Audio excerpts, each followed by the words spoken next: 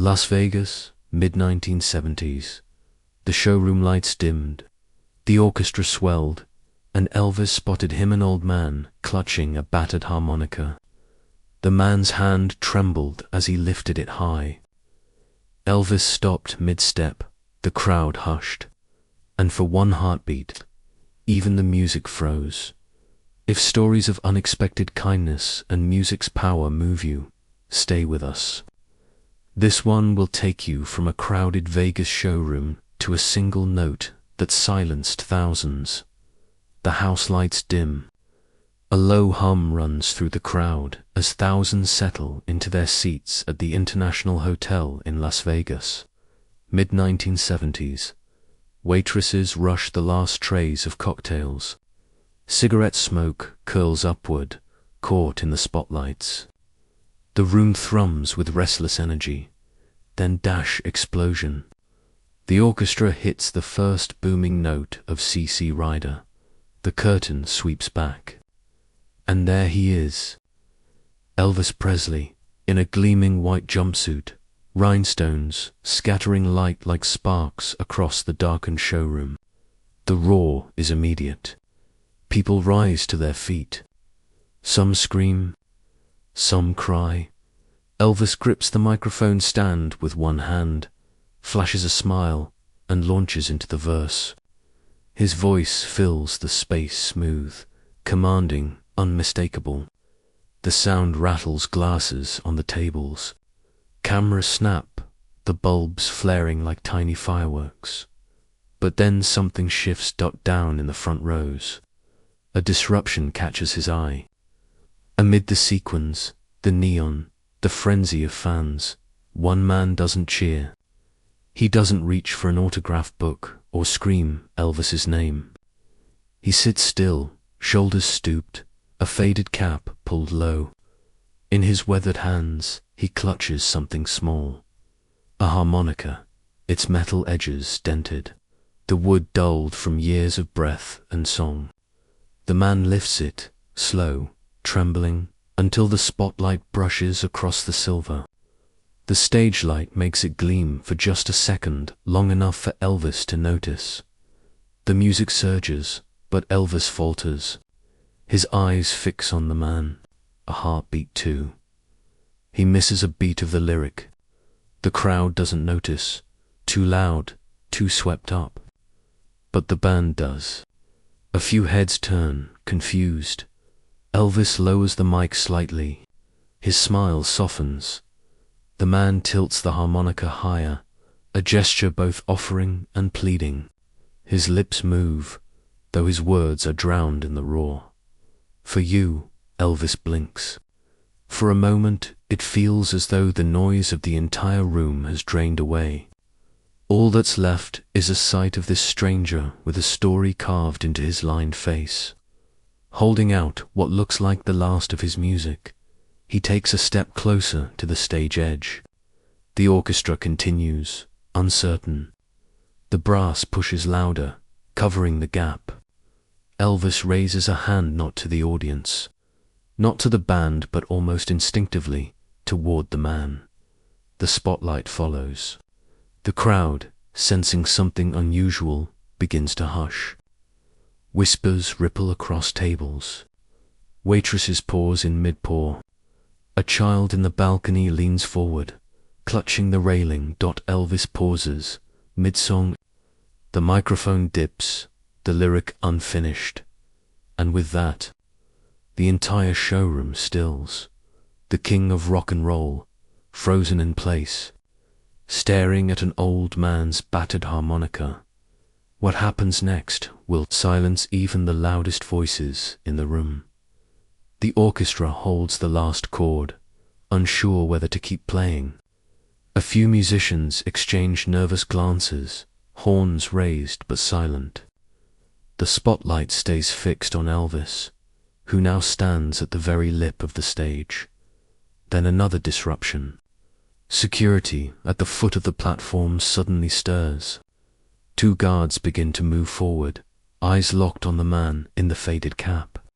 Their earpieces crackle as one reaches for his shoulder mic.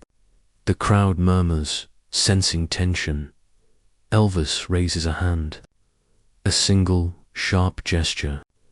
The guards freeze. That moment says everything. Stand down. The old man pushes himself up from his chair, knees stiff, hands unsteady. He clutches the harmonica in both palms like it's fragile, like it's all he has left. The spotlight catches the dense Argentini scars etched into its surface. The man lifts it higher as he edges toward the stage. Elvis steps down a single riser, sequins catching light, and leans forward. His eyes never leave the harmonica. The man's voice shakes. It's barely more than a whisper, carried in the sudden silence. It's my last one. Wanted you to have it. Some witnesses later swore they heard it. Others said they only saw his lips move. Either way, the message carried. The entire showroom holds its breath. Cameras snap in rapid fire. A few flashes go off, washing the moment in bursts of white light. The smell of spent flashbulbs mixes with cigarette smoke. For a second, Elvis does not move. The microphone dangles loosely in his hand. The man extends his arms higher, trembling, as though his strength is nearly gone. His cap slips back slightly, revealing a head of thinning grey hair. His eyes glisten under the harsh lights. Finally, Elvis steps down another riser, close enough to reach. He bends forward. Slowly, carefully, he takes the harmonica from the man's hands. Their fingers touch one steady, one shaking. It's the kind of moment no song could have prepared for. The crowd erupts, shouts, applause, whistles. But Elvis doesn't react to the noise. Instead, he holds the harmonica up for all to see. The spotlight catches it again, flashing like a beacon. The audience grows louder. Some stand, others cry. In the balcony, a woman covers her mouth with both hands. Ushers stop moving altogether, staring at the stage like everyone else. Elvis studies the instrument. He turns it slowly in his hand, eyes tracing the scratches and dents, as if he already knows it carries a lifetime of stories. He lifts it to his lips, then pauses. He glances back at the old man. A small nod passes between them. Nothing dramatic, nothing rehearsed. Just two men, one gesture.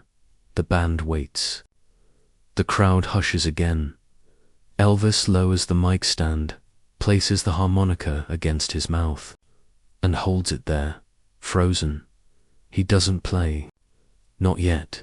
Instead, he lets the weight of the silence press down. The audience leans forward, straining for the first note that never comes. The tension thickens, every second stretching longer. And then he lowers the harmonica. He doesn't play. Not yet. He looks out over the room, scanning the thousands who have gone quiet. The cliffhanger hangs heavy in the air. What will Elvis do with this battered harmonica? The last gift from an old man who may never have another chance. The harmonica gleams in Elvis's hand, its dented silver catching the glare of the spotlight. For a long beat, he doesn't move. The orchestra, caught in limbo, lowers their instruments. The drummer rolls his sticks across the snare, then stops. Silence hangs like a weight. Then Elvis lifts the harmonica. He turns slightly away from the mic. The band shifts uncomfortably, unsure if they should resume.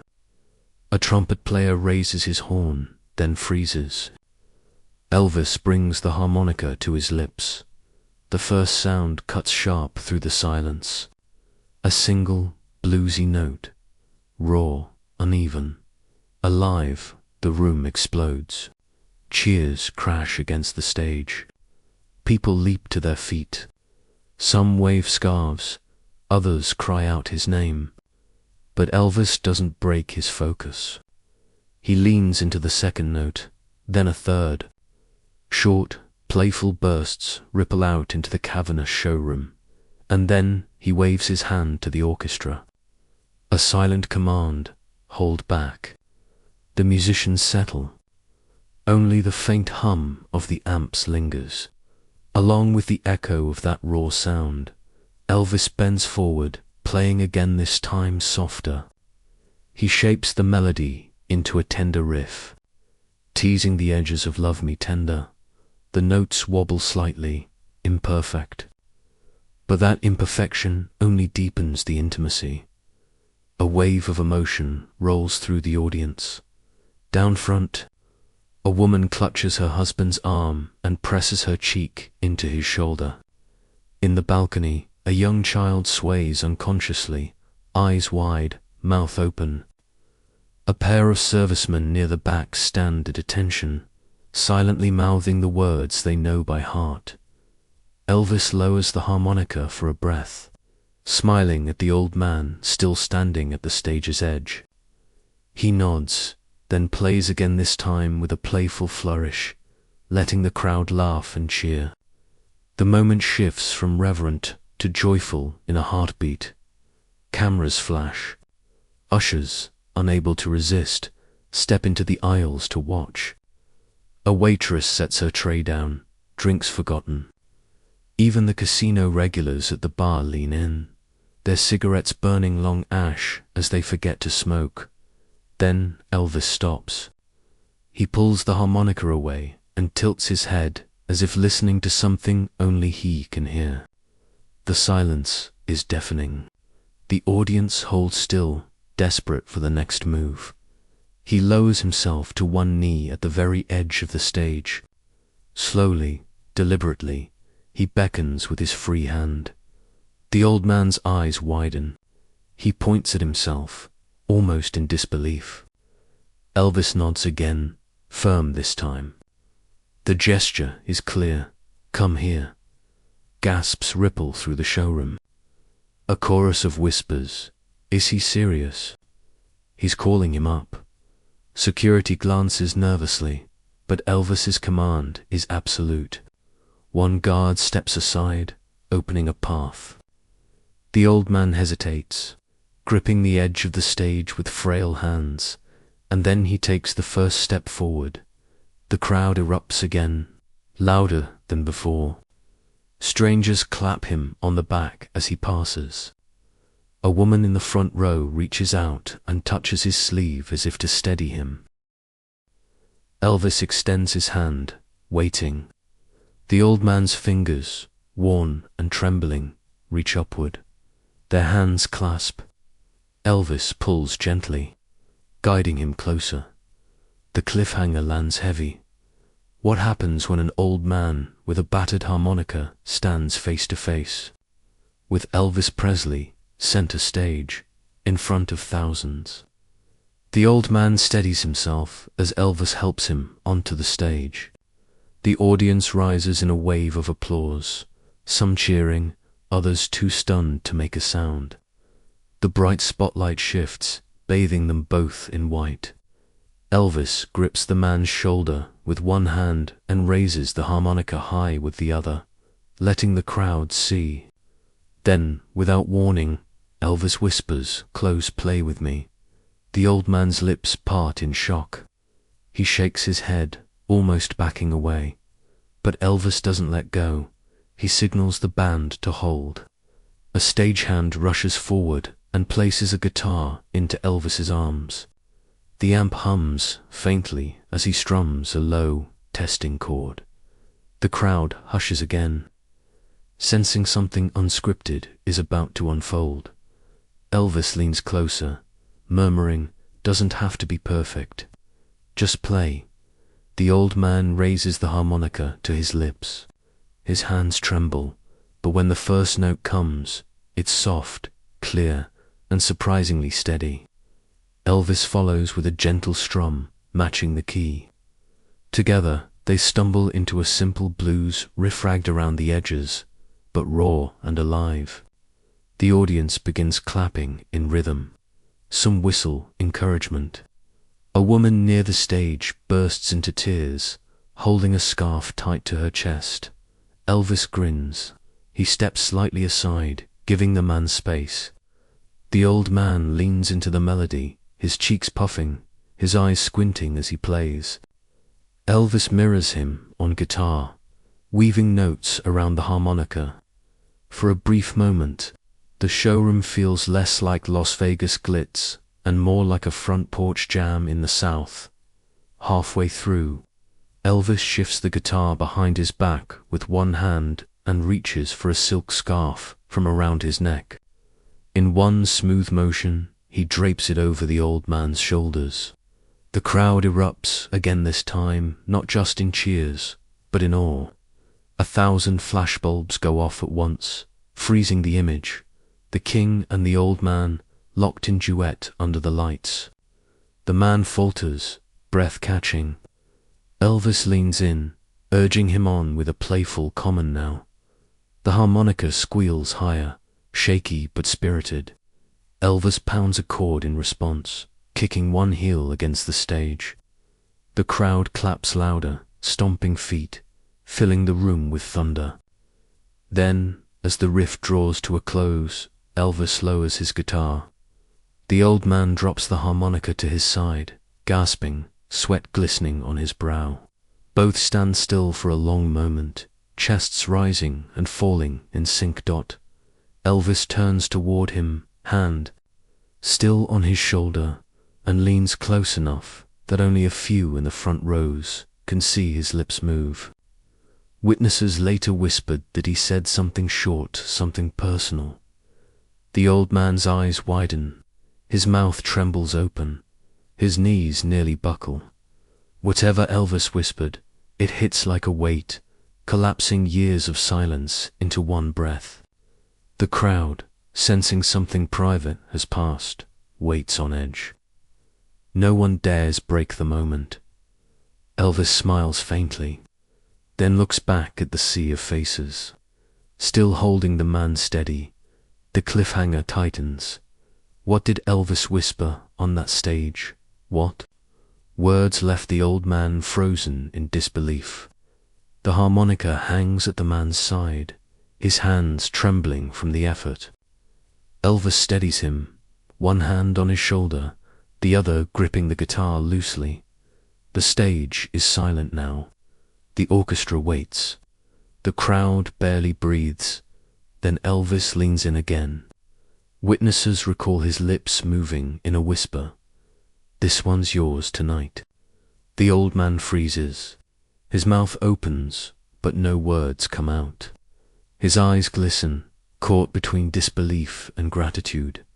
Elvis eases the guitar strap from his own shoulder, holding the instrument out for the crowd to see. For a second, it looks as though he might place it directly into the man's hands. The audience gasps, cheers, shouts, a rush of applause. Cameras flash like lightning.